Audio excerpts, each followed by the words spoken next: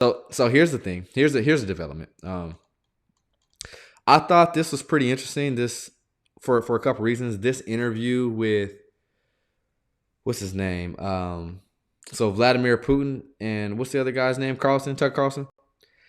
And the interesting thing about this is in the West, there's a lot of talk of Putin being this crazy dictator and he's just out for blood and trying to take over the world.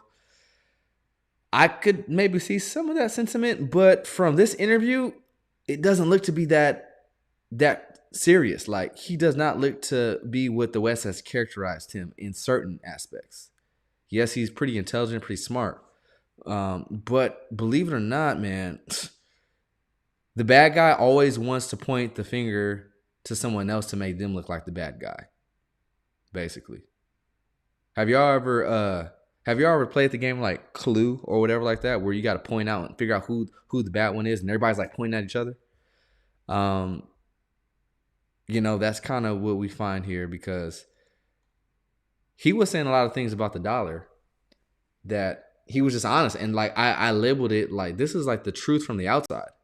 Let me see if I might be able to find that specific clip because I don't think this is it. But like if y'all haven't, y'all can go find it somewhere. Like y'all can go and find it, on Twitter. But watch that specific clip where he talks about how United States we're shooting ourselves in the foot trying to do a power play. But yeah, we have the reserve currency of a lot of transactions being done in dollars across the world. But where we are hurting ourselves is simply of the fact that we keep making more money, man. Like we keep making more of the dollar that we're trying to say is valuable. And that's what the problem is, more people are realizing this, and especially other, leaders of other countries. And that's like, hey, we can't even depend on them because they keep devaluating their dollar so much. So how are we even supposed to have some type of stability with this?